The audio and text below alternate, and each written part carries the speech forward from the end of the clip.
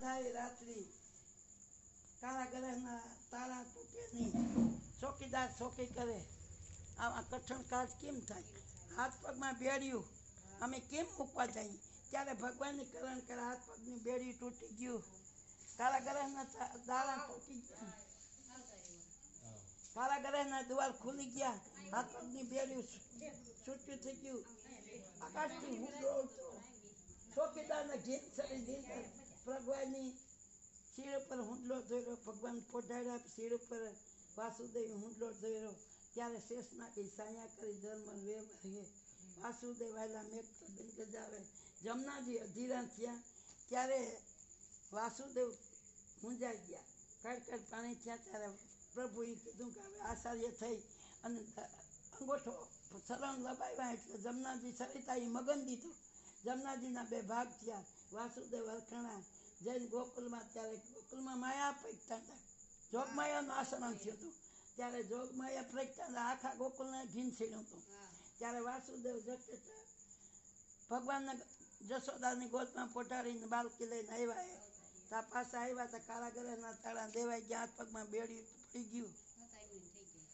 અને પ્રભુને બાલકી લઈને ત્યાં તો ચોકીદાર જાગ્યા, બાલકી મંડી રડવા. તો ચોકીદાર જાગ્યા, જૈન કૃષ્ણને જાણ કરી કે કાળા ગ્રહમાં દેવકીને 7મું બાળક પ્રગટ્યું છે. તો કંસ આવ્યો દોડતો, કૃષ્ણ આવ્યો દોડતો, એના પેટમાં પડી ફાર કે 8મું બાળ મારો છે કાળ. એટલે દેવકીજી વાસુદેવ કગરે, આ બાળથી તમારું મોત નથી, આ તો દીકરી છે. તો કે નહીં, આ દીકરી છે કે દીકરો છે, પણ 8મું બાળ નિષ્ઠ છે.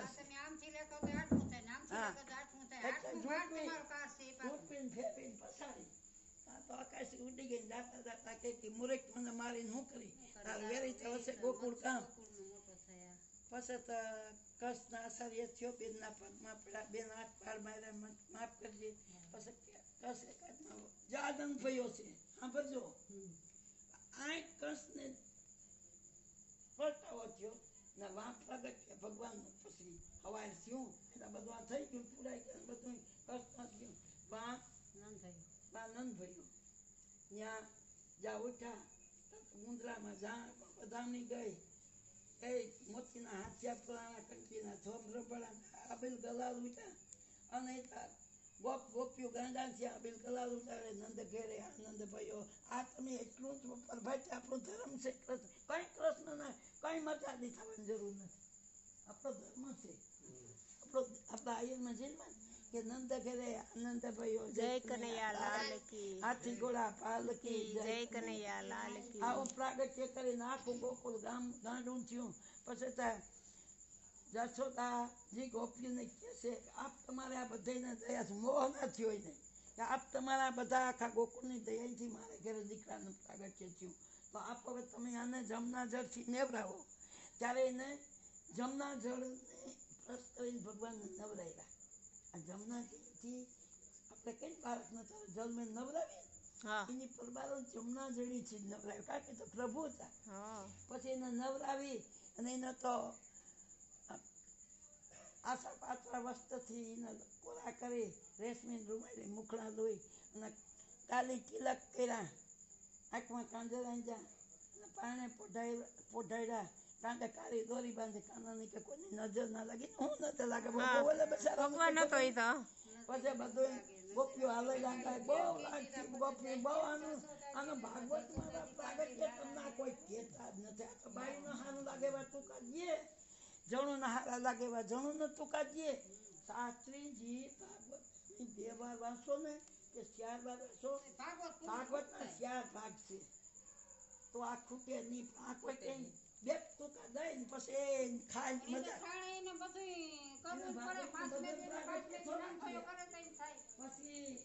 એ તો ના ના થોડું થોડું, પણ એમાં ઘણું આશ્ચર્ય થોડું કરે. ઘણી કથા મુખ્ય લેવાની ને 100 એ કે ને પછી ખોટા ટૂંકા ના દે તો ધર્મ કહેવાય. પણ આમાં ખોટા ટૂંકામાં પછી એ બંધ વયા જાય ને. પછી ભગવાનને માતા જશોદાને કંઈ ખબર નહોતી. ત્યાં કૃષ્ણને ખબર પડી કે બધાએ કીધું કે આ ગોકુળમાં કૃષ્ણ છે ગોકુળમાં, કૃષ્ણ જેલમાં છે ગોકુળમાં છે. તો કૈસી માસી પૂતનાને મોકલી કે જા જેટલા ગોકુળમાં બાર હોય એને મારી નાખ. ત્યારે માસી પૂતના આવી ત્યાં તો જશોદા તો બિચારા ભોરા એવું રૂપ લઈને આવી અરે બેન જશોદા ક્યાં તારો કાનો, હું તો રમાડવા આવીને આમ તેમ કરી અને વેક કરીને આવી હતી તે ધબરાઈ ભગવાનને પ્રાણ જેલને પ્રાણ ખીસ્યા આકાશી દાડી નાખી એથી ખેંચ્યા પ્રાણ સટ્ટા સુરાયું. આ ઘોડીઓ બાંધ્યું ત્યાં આપણે ગાડા જોઈને ગાડા હિંચકા બાંધા દહીં દૂધ હતા ગાડા અહીં હતા ત્યારે સટ્ટા સુરાયો વિસોર્યો થાય. તો એને પાટું મારી હતી છે કૃષ્ણ રાજમાં એને ગાડું મોકલું તો કૃષ્ણ જાણ દીધી તો એને ભાન ના આવી. પછી બકાસુર માર્યા નકાસુર માર્યા કઈ કર્યું. પછી માતા જશોદા લાવું ખાઈ બધું ગોપ્યું. કામ બહુ તોફાન ભાઈ થઈ ગયો. જીન્યું ગોળીઓ ફોડી નાખે, કોઈના માખણ ફોડી નાખે, ખાઈ જાય ધોઈ ફોડ જ કરે. એમાં માતા જશોદા આમ કંઈક કરતા ના તો કે સુલે દૂધ મૂક્યું આની નક્કી કર્યું હું પૈપાન કરવા બેઠા લડવા માંડ્યા તો ભગવાનને ધવરાવા બેઠા માતા જશોદા. આ મોટી ગોળી ભરી હતી. આ સુલે દૂધ મૂક્યું દૂધ ભગવાન ભઠ્ઠો હતો ખાલી તે કે ગરમ થઈ જાય. ભગવાનનું મન થયું કે માં ને હું વાલો છું કે દૂધ વાલો છું. જે વધારે એની દૂધનું ફોન આવ્યો તે ભગવાન જશોદા ભગવાનને હેઠા મૂકી અને દૂધ ઉતારવા ગયા એટલે ભગવાનને ખબર પડી કે માં એટલે જે મારી પાટું કેને કે રેલમ સેલમ ઈ ઓલી ગોળી ફોડી નાખી આખી તે દિવસે બસ રેલમ સેલમ જ કરવા માંડ્યો. મારી માના દૂધમાં મને જાય મારી માં અમારે ચાહે એના મોક્ષ ગતિ આપે. પછી અરે દીકરા ના ઢોરો મારી માખણ પુત્ર એના માથે હાલે કે ઘર સૂત્ર આપણે કે પુત્ર આના માથે મારો વ્યવહાર હાલે. પછી ભગવાનને બહુ તોફાન કર્યું. તકો પીરાવ ખાઈ દો અને જશોદા જે ખીચડી એ કાંઈ બાંધી દો પીરાવ ખાવ્યું તો ભગવાનને આ બધા અહીંયા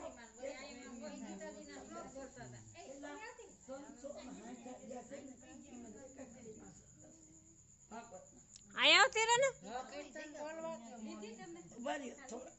ના પૂરું કરો મસ્તીનું છે. હા પૂરું કરો. પછી માતા જશોદા નીમ ચુકાતા બાંધું જય હો જે નેત્રું લેવા બાંધવા ગયા તો નેત્રું ટૂંકું થઈ વળી બીજું નેત્રું લેવા ગયા તો એટલું ટૂંકું થાય ત્રીજું લેવા ગયા તો એટલું થાય પછી કે હાય આની તો કવરા ભગવાનને દયા આવે કે મારમાં થાકી ગઈ. એટલે કે મા જશોદાના પ્રેમને હિસાબી કે તમારા ભગવાનને એટલો જ અંતર છે. આત્માને ને ઈશ્વરને એટલો જ અંતર છે ભગવાનને બતાવી. પછી પ્રેમને વશ થઈ ભગવાન દામોદર દામણે બંધાણા એટલે માના પ્રેમને વશ ત્રિલોકનો નાથ કોઈથી બંધાણો નથી. એ કોઈનો બાંધો બને માઈ બાંધો એના પ્રેમ તઈ કીધું કે ત્રિલોકનો નાથ માના પ્રેમને વશ દામોદર કહેવાના દામણે બંધાણા દામોદર કહેવાય. હા પછી ત્યાંથી ભગવાનને કે આ કાર્યો નાક બધાને ત્રાસ દે તો કંઈક નવું તે બળદેવને ક્યાંક પારે કે બીજે જવાનું છે તારા બે ટોળિયું કર્યું આને એમ હતું મંડલી ફેરવી એક આપણે બે ટોળિયું કરી તો તારે કઈ ટોળીમાં જવું આને કારીગરમાં જવું તો પણ એવું કીધું નહીં તને ક્યું ગમે કારણ કે તું એ કઈ જમના નીમડો રમવા જા તળે માતામ જમ તો ભાઈ મને જમના જાવ છતાં ભગવાન અટકટ્યું જવાય ઓહો ત્યાં મને મોકલવો એમ કરીશ બળદેવને કહી બીજા ટોળા ભેગા આ ગયા જમનાજી ત્યાં રમવા કાંઠે દોડો પડ્યો ગોવારિયાની સાહેબ દોડો પડ્યો જમનાની માય ત્યારે ગોવારિયાની શરત પૂરી કરવામાં લાગે દોડો નાખી દો મારો દાવ બાકી કઈ પૂરો તો ભગવાન એ જોતું મારો ઠેકડો કારીજીમાં જઈને કાળી નાગના નાખ્યો કારીજીમાં જઈને કાળી નાગના નાથી માથે મદન કરે મોરલી વગાડે મોહનજી માથે મદન કરીને મોરલી બજાવે નાશ કરતા કરતા ત્યારે નાગણીએ સતુથી કરી કે પ્રભુ અમે તમને કોઈ ઓળખા નથી પણ જો અમારી સતુથી સાંભળીને અમારા નાચને છૂટા કરો પછી નાગણી ઉપર દયા કરીને પ્રભુ તો બહુ દયાળુ છે એને નાકને છૂટા કર્યા. આ કારીગર છોડી નાચથી વયો જાય એ ન્યાયને થામ દીધો ફલાણે ઠેકાણ મનોલો ત્રાસ એ કંઈ બધું તારું મટાડી દે અહીંથી વયો જાય. પછી ભગવાન ત્યાંથી એક ગોવર્ધન એટલે આંગળી ગવર્ધન તર્યો, ગોકુલને તાર્યું, ઇન્દ્રનો મધુ તાર્યો. પછી ઇન્દ્રનો મધુ તારી, ગોકુલ લીધું તારી. પછી ત્યાંથી કે બંસરી બજાવે ને ગોકુલ ગજાવે, બંસરી બજાવે ને વનરાવન ગજાવે, વાલો મારો ગૌધીનું સારવા જાય, ગોવારિયાને સાય. બપોરે આવી ને જમનાજીને કાંઠે આરોગ્ય દઈને ભાત. જમનાજીને કાંઠે આ કેટલામાં કંદનો છે એ હું તમને કહી દે કે આ જો આ કંદનો છે. જોતા જમનાજીને કાંઠે આવી ને આરોગ્ય દઈને ભાત. તે બ્રહ્માજીને એમ થયું કે હું કણિકા લઈ આવું. ભગવાન કણિકા વાસુ હરી ગયા. જો એક વસ્તા વાસુ હરી ગયા, ભગવાનને નવા નીપ લાવ્યા. પછી બ્રહ્માજી થાકે વરસથી વાસુ પાછળ દીધા. પછી આ કણિકા લેવાય આ તો ત્રિલોકનો નાથ જ છે. ભગવાન જમવા બેઠા બપોરી ગોવારિયાને સાય.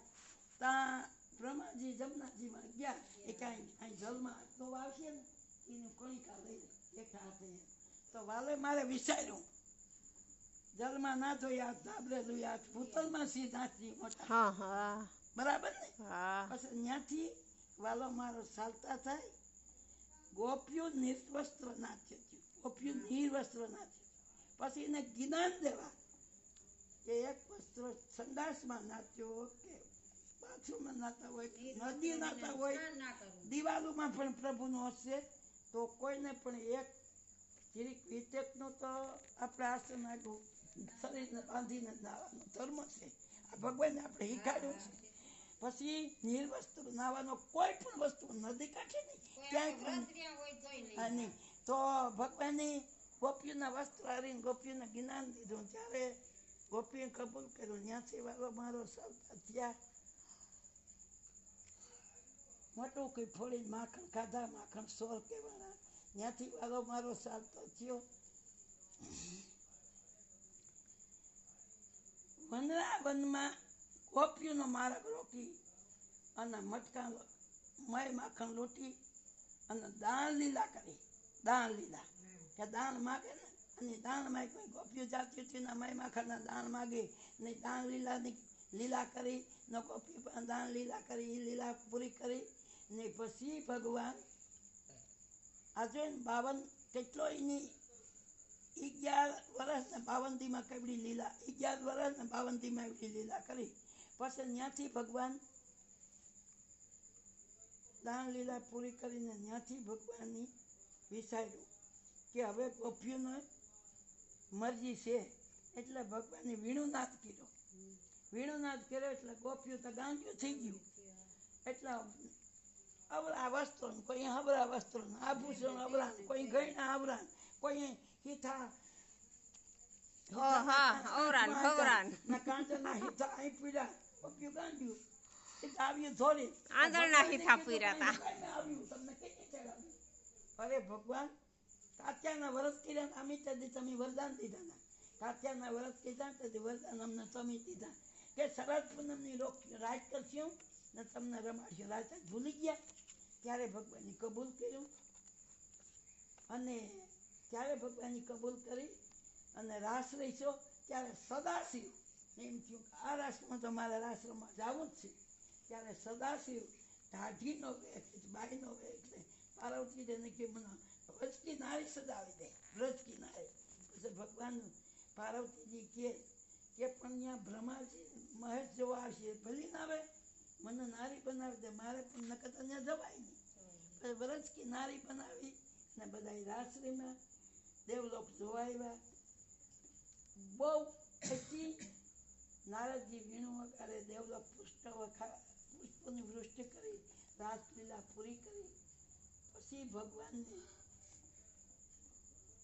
ગોપીઓને બધાને કે જાઓ મારા વિરહમાં કોઈ 5 શબ્દ કૃષ્ણ લીલાના કોઈ જન્મમાં તમે ક્યાં જન્મ લીધો, ત્યાં કૃષ્ણ લીલાના કોઈ તમને ભાગવતના 5 શ્લોક આવડશે ને તો જન્મ મને પામ્યું. પણ એ કોઈ ટીવીમાં જોવાનું, મને આમ કીધું નહીં. તમે પુસ્તકમાં જોઈ, તમને આમ 18 પુરાણ રચ્યા હતા તો વ્યાસજીને વ્યાખ્યા હતી. તે વનમાં જઈને ચિંતા કરતા હતા. તો વ્યાસજીને ચિંતા થઈ ત્યારે નારદજી વ્યાસજી તમે કેમ મૂંઝવણમાં છો?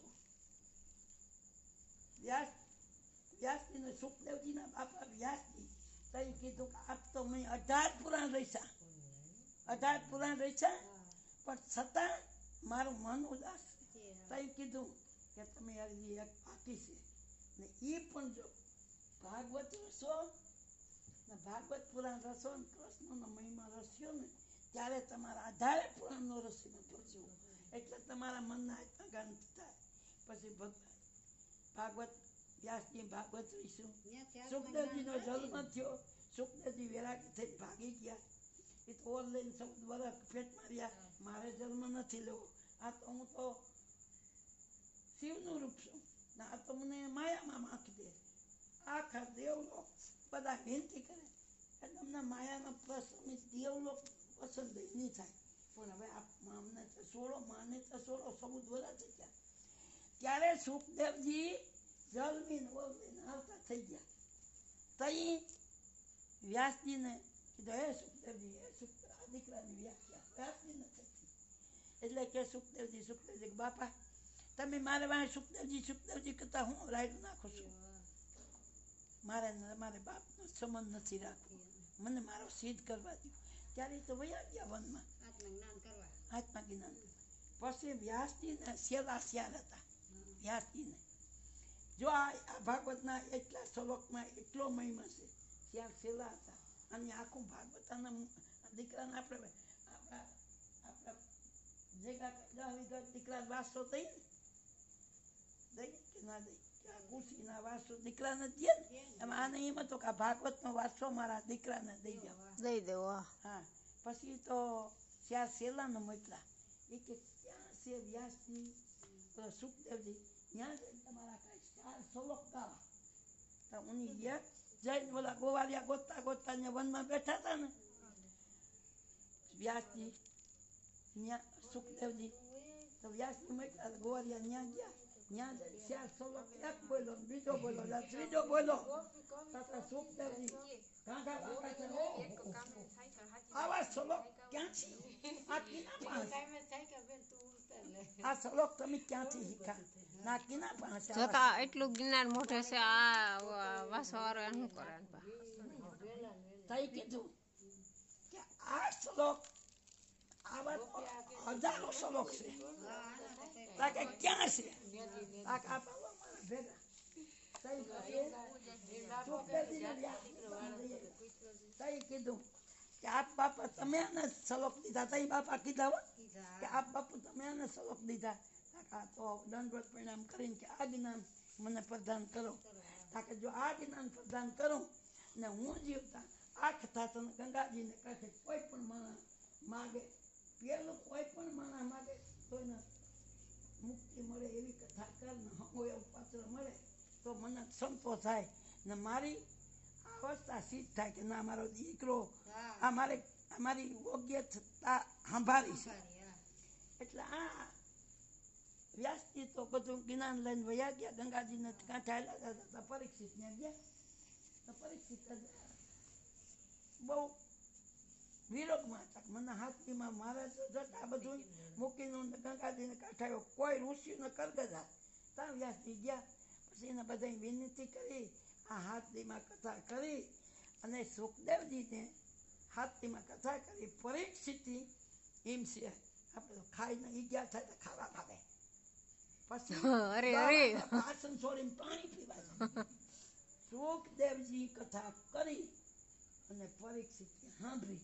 હાથીમાં સુખદેવજીની વિનંતી પ્રમાણે કે જો કે એને બાયણે ના જવું પડે ને, એની વિનંતી પ્રમાણે એમ કે હાથીમાં 1 પરી પાણી પીધું. કેટલું?